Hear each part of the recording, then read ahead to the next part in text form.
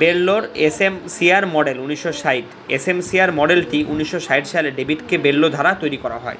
এই মডেলটি পরবর্তীতে শ্যানন ওয়েবার মডেলগুলির তুলনায় আরও উন্নত এবং এটি প্রেরক এবং প্রাপকের মধ্যে যোগাযোগ প্রক্রিয়ার বিভিন্ন উপাদান এবং তা প্রভাবিতকারী বিষয়গুলোর উপর আলোকপাত করে। বেল্লোর এসএমসিআর মডেলের উপাদানগুলি। সূত্র সোর্স এস। সূত্র হলো সেই ব্যক্তি বা প্রতিষ্ঠান যা বার্তা তৈরি এবং প্রেরণ করে। এটি প্রেরকের যোগাযোগ দক্ষতা, মনোভাব, জ্ঞান এবং অভিজ্ঞতার উপর নির্ভর করে।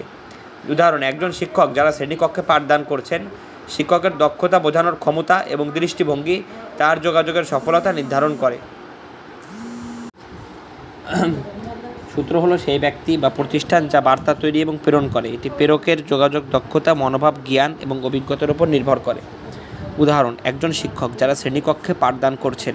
শিক্ষকের দক্ষতা, বোঝানোর ক্ষমতা এবং দৃষ্টিভঙ্গি তার যোগাযোগের সফলতা নির্ধারণ করে। 2. বার্তা মেসেজ এম। বার্তা হলো সেই তথ্য বা বিষয় যা প্রেরক প্রেরণ করে। এটি কেবলমাত্র তথ্য বা ধারণা নয়, বরং সেই প্রতীক, শব্দ বা ইশারা যা বার্তাটি তৈরি করতে ব্যবহৃত হয়।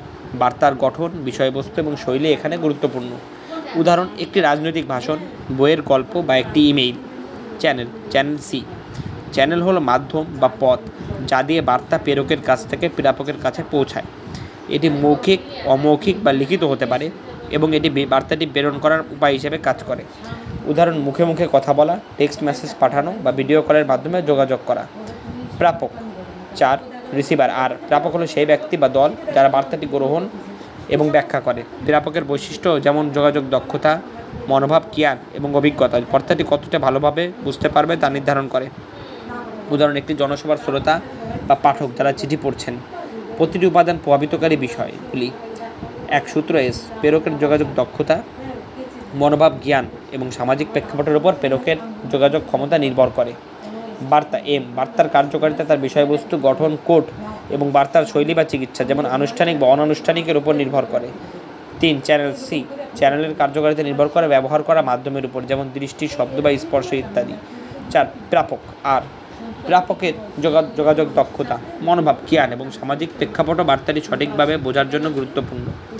বেল্লোর এসএমসিআর মডেলের উদাহরণ: ধরা যাক একজন শিক্ষক। সূত্র: একটি পাঠদান বার্তা করছে শ্রেণীকক্ষে। শিক্ষকের বার্তাটি ছাত্রদের মাধ্যমে মুখে মুখে চ্যানেল প্রেরিত হচ্ছে। ছাত্ররা প্রাপক তাদের জ্ঞান এবং মনোভাব অনুসারে বার্তাটি বুঝবে এবং তাদের উপলব্ধি প্রভাবিত হবে।